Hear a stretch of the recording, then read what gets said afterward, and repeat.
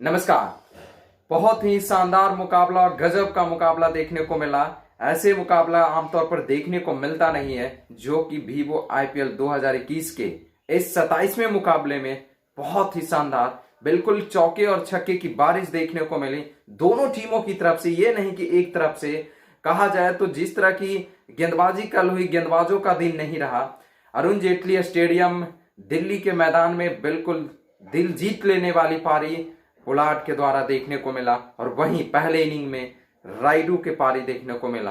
दोनों ने बिल्कुल रोमांचित किया और आकर्षित वाली पारी, और लोगों को भरपूर मनोरंजनदायक पारी दिखलाने का काम किया पोलार्ड और राइडू। जहां पोलार्ड ने अपनी फौलाद वाली पारी से मुंबई की टीम को अकेले दम पर बिल्कुल जीत दिलाने में अहम भूमिका निभाई, वहां राइडू ने अपने दम पर तेज तरार पारी के दम पर टीम को 200 रन के आंकड़े को पार ले पहुंचाया और स्कोर 218 पहुंचाया था।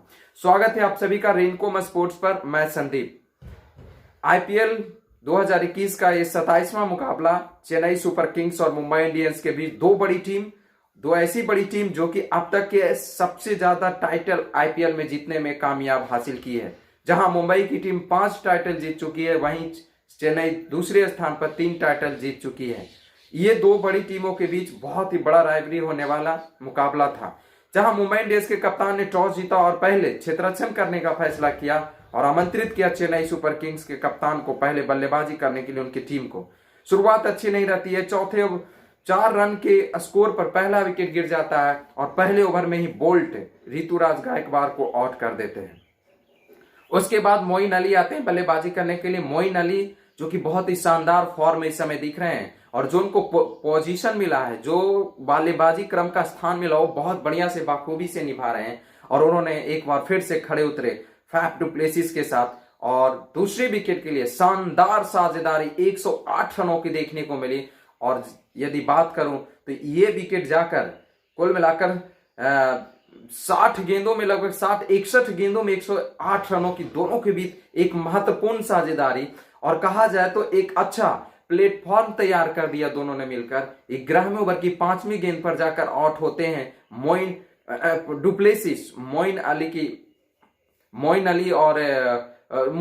आउट होते हैं 112 के स्कोर पर।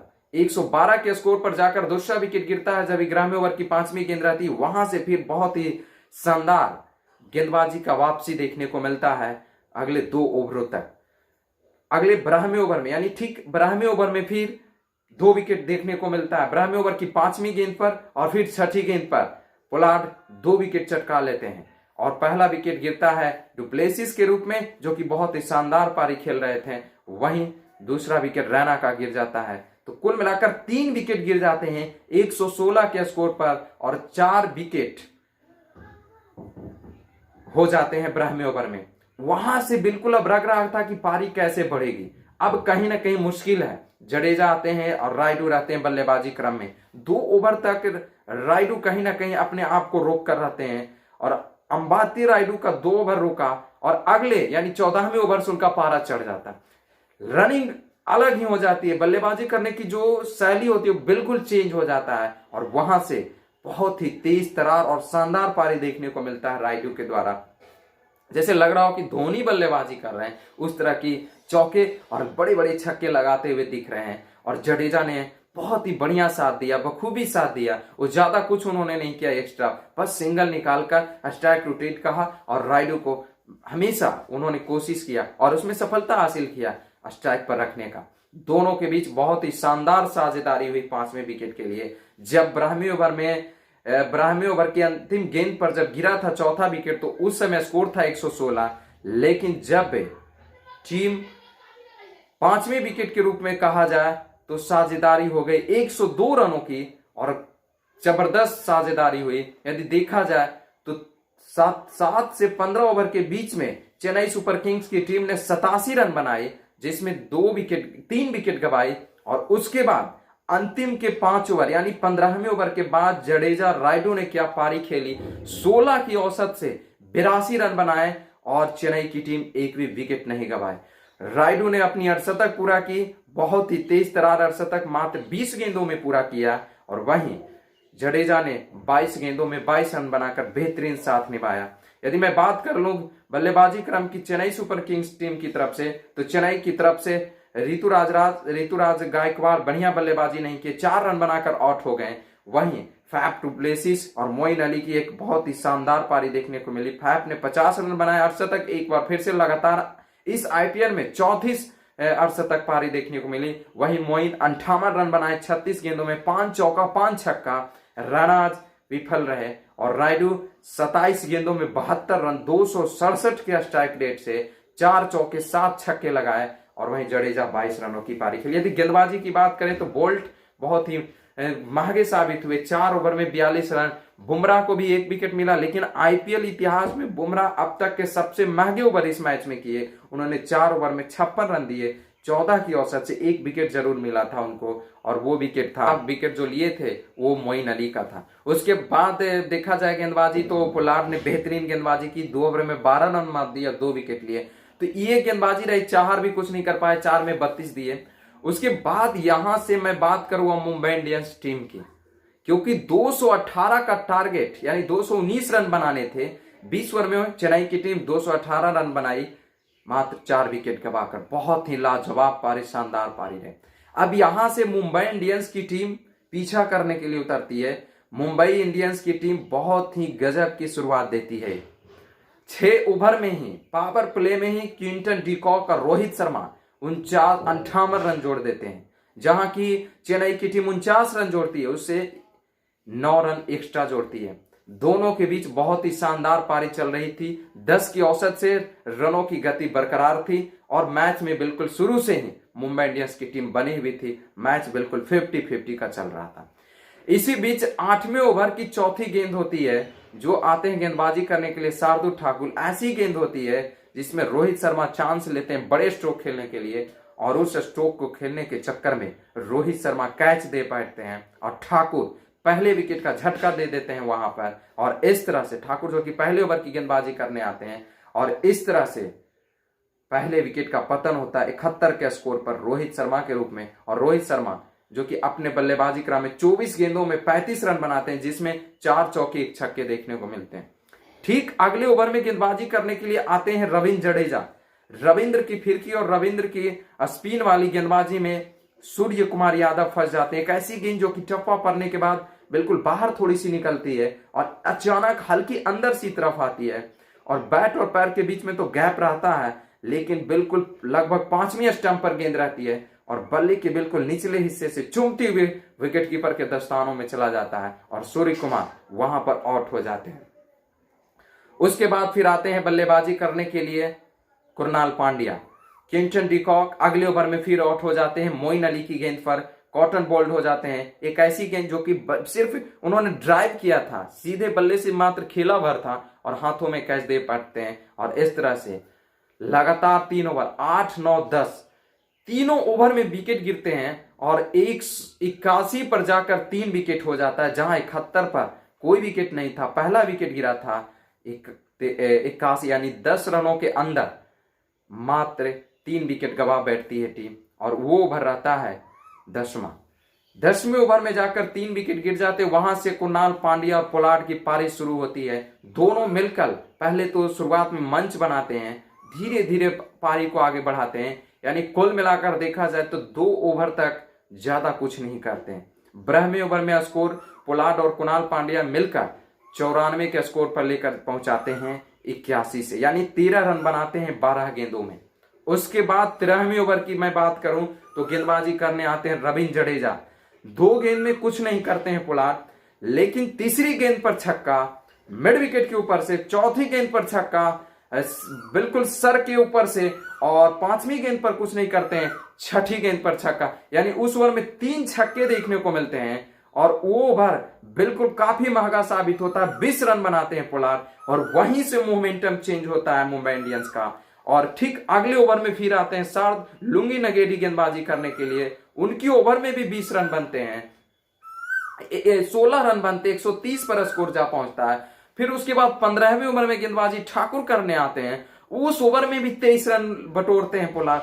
बहुत ही गजब की पारी, शानदार पारी वहां से देखने को मिलती है पोलार्ड। बिल्कुल पोलार्ड काफी अलग तेवर में, बिल्कुल अपने पुराने तेवर में, जो पोलार्ड कहते हैं ना, पोलार्ड है, पोलार्ड की पारी फौलाद वाली पारी देखने को मिली, वो देखने को मिली। और मैच का जो नक्शा था, पासा था, बिल्कुल पलट दिया। जो 10 ओवर में 3 विकेट गिर चुके थे मुंबई इंडियंस की टीम, और लग रहा था कि मैच अब यहां से छीन ले जाएगी आसानी से चेन्नई की टीम, वो नहीं हुआ। यही तो है, जब तक कि आप अंतिम तक उम्मीद न छोड़ेंगे, आपको मैच जीत ले जाएंगे।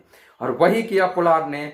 और देखा जाए तो अंतिम 12 गेंद शेष रहे, जो कि मौका मिला था 18वें ओवर की चौथी गेंद पर फैफ डु प्लेसिस कैच छोड़ दिए थे। ठाकुर की गेंदबाजी, एक ऐसी गेंद टप्पा पड़ने के बाद अचानक उछाल ली, छोटी गेंद थी, शॉर्ट पिच गेंद थी, और उसे मारा जरूर था पोलार्ड ने, लेकिन फैफ डु प्लेसिस एक कैच को नहीं पकड़ पाए, जो कि हाथों में आ गया था और गेंद छिटक गई थी। वही कैच छूटा, उसी समय चेन्नई की टीम समझ चुकी थी कि अब ये कैच छूटा, मैच भी छूट जाएगा।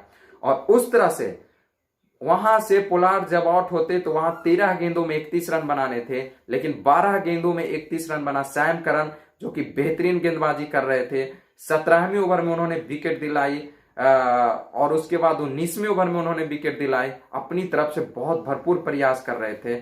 तो कुल मिलाकर 12 गेंदों में 31 रन रह गया था बनाने के लिए। सैम करन आए 19वें ओवर में, वहां पर भी हार्दिक का विकेट निकाल कर उन्होंने दिया, जैसम नसीम का भी विकेट निकाल के दिया, लेकिन कोई चारा नहीं चला पोलार्ड के सामने। ठाकुर आए, लुंगी नगेडी आए अंतिम ओवर गेंदबाजी करने के लिए। 6 गेंदों में 16 रन था। पहली गेंद पर मात्र कोई रन नहीं बनता है, ऑन साइड में खेलते हैं स्क्वायर लेग में। दूसरी गेंद यॉर्कर लेंथ की गेंद, और अपने आप को सिर्फ बचाते हैं पोलार्ड और चौका प्राप्त कर लेते हैं। फिर उसके बाद 4 गेंदों में 12 रन रहता है। फिर एक बहुत ही फुल टॉस की तरह गेंद छक्के जड़ देते हैं, एक और चौका नहीं लगता है, ऑन साइड में स्कोर पहुंच जाता है इस 8 रनों की मदद से 211 पर। अब रह जाते हैं 3 गेंद 8 रन। तीसरी गेंद पर भी कुछ नहीं बनता, 2 गेंदों में 8 रन, और 5वीं गेंद पर एक जबरदस्त छक्का देखने को मिलता है, और 6ठी गेंद पर 2 रन भागकर पोलार्ड अपनी टीम को जीत दिला देते हैं। और पोलार्ड इस मैच में सबसे तेज 50 इस आईपीएल का लगाते हैं। 17 गेंदों में 50 रन, जो कि 18 गेंदों में पृथ्वी शॉ लगाए, 20 गेंदों में दीपक हुड्डा, और इसी मैच में रायडू 20 गेंदों में अर्धशतक पूरा करते हैं। तो ये हाल रहा मैच का, बहुत रोमांचकारी, आकर्षित और मनोरंजनदायक मैच देखने को मिला। बल्लेबाजों का मैच देखने को मिला इस अरुण जेटली स्टेडियम में। यदि मैं बल्लेबाजी क्रम की बात कर लूं, रनों का योगदान मुंबई टीम की तरफ से, तो किंगटन डी कॉक, जो कि 28 गेंदों में 38 रन बनाए, 4 चौके 1 छक्का। रोहित शर्मा 24 गेंदों में 35 रन, 4 चौका 1 छक्का। इसके अलावा सूर्य कुमार कुछ नहीं कर पाए। कुरनाल बेहतरीन साथ दिए, उन्होंने अच्छी पारी खेली, जो कि एक नया पोजीशन मिला है, एक नया स्थान मिला है, 4थे नंबर पर बल्लेबाजी कर रहे हैं और अच्छा काम निभा रहे हैं, जो कि ईशान किशन इन्हीं की वजह से कहीं ना कहीं बाहर हैं। यदि वो रहते तो कुणाल पांड्या को यहाँ पर मौका नहीं मिलता। कुणाल जो कि 23 गेंदों में 32 रन बनाए, 2 चौके 2 छक्के, और पोलार्ड का तो कहना ही नहीं है, क्या पारी बखूबी देखने को मिला। 34 गेंदों में 87 रन, 255 के स्ट्राइक रेट से उन्होंने बल्लेबाजी की, 6 चौके 8 छक्का उनके बल्ले से देखने को मिला, और बहुत ही शानदार पारी। सबसे तेज 50 अब तक इस आईपीएल में पोलार्ड के द्वारा देखने को मिल चुका है। अब देखना है कौन इसको पीछे छोड़ता है पोलार्ड को। यदि मैं साझेदारी की बात कर लूं, तो पोलार्ड और कुरनाल के बीच 89 रनों की साझेदारी हुई चौथे विकेट के लिए, जो कि एक बहुत ही शानदार साझेदारी देखने को मिली बहुत ही कम गेंदों में। इसके अलावा 32 रन की साझेदारी हुई पोलार्ड और हार्दिक के बीच। हार्दिक भी 16 रन बनाए। यदि गेंदबाजी की बात कर ली, तो चाहर, जो कि शुरुआती में ही 6 ओवर में पावर प्ले में उन्होंने गेंदबाजी कर ली, 4 ओवर में 37 रन दिए और कोई विकेट नहीं मिला। सैम करन बेहतरीन गेंदबाजी की, अंतिम ओवरों में उन्होंने 3 विकेट चटकाए 2 ओवर में, जो कि 2 ओवर के पहले गेंदबाजी की कोई विकेट नहीं मिला था। 4 ओवर 34 रन 3 विकेट। नेगेडी काफी महंगे साबित हुए, 15 की औसत से उन्होंने रन लुटाया। 4 ओवर में 62 रन, कोई सफलता नहीं। Thakur 4 over 56 run 1 wicket. Moeen Ali 1 over 1 run 1 wicket उन्होंने दे लिया। Jadeja 3 over 29 run 1 wicket. ये स्थिति रही। और यदि मैं बात करूं तो कुल मिलाकर अब तक की मुंबई की, तो मुंबई इस जीत के साथ चौथे स्थान पर अभी बरकरार है, और इस जीत के साथ मुंबई की जीत की जो सिलसिला है वो चौथे नंबर पर पहुंच चुकी है। यानी 4 जीत हो चुकी है 7 मैचों में, 3 हार और 8 अंकों के साथ इस समय चौथे स्थान पर है। वहीं चेन्नई की टीम इस हार के साथ अभी भी 1 नंबर पर बरकरार है, और वो 7 मैचों में 5 जीत 2 हार के साथ 10 अंकों के साथ इस समय 1 नंबर पर है। यदि मैं बात करूं मुंबई टीम की, तो मुंबई इस मैच के साथ यानी पिछले 9 मुकाबले में चेन्नई के ऊपर 7 जीत दर्ज कर ली है और 2 हार का मुंह देखना पड़ा है। यदि मैं वहीं एएमआई का यदि चेज करने की बात करूं तो एएमआई अब तक के सबसे बड़ी चेज 199 रनों की थी पंजाब किंग्स के खिलाफ 2017 में, और ये सबसे बड़ी चेज हो गई है चेन्नई सुपर किंग्स के खिलाफ 219 रनों की, जो कि कभी 200 के पार नहीं हो पाई थी टीम, चेज करने में पीछे रह गई थी। उस रिकॉर्ड को तोड़ा है और एक नए मुकाम हासिल किया है मुंबई इंडियंस की टीम इस मुकाबले में। यदि मैं प्राइज की बात कर लूं तो प्राइज में देखा जाए तो वीवो परफेक्ट कैच डुप्लेसिस को मिला है, वो हार्दिक का बेहतरीन कैच पकड़े थे सुपर स्ट्राइकर अंबाती रायडू 266 का, dream 11 game changer Pollard क्रैकेट 6 Pollard जो कि 97 मीटर का एक लंबा छक्का और कुल 8 छक्के लगाए उन्होंने। Crate power of the player power play में रोहित शर्मा उनको मिला, अपस्टॉक्स वैल्यूबल प्लेयर पोलार्ड को मिला है और मैन ऑफ द मैच कारण पोलार्ड को ही ये मिला है। तो ये लेखा जोखा रहा पूरे मैच का। आपके सामने मैं विश्लेषण लेकर आया था संक्षिप्त, थोड़े बड़े हो जाते हैं वीडियो क्योंकि थोड़ा सा कहीं ना कहीं ज्यादा डीप में आपको बताने के कारण बड़े हो जाते हैं वीडियो, लेकिन कहीं ना कहीं आपको जरूर विस्तार से जो बताता हूँ अच्छा लगता होगा।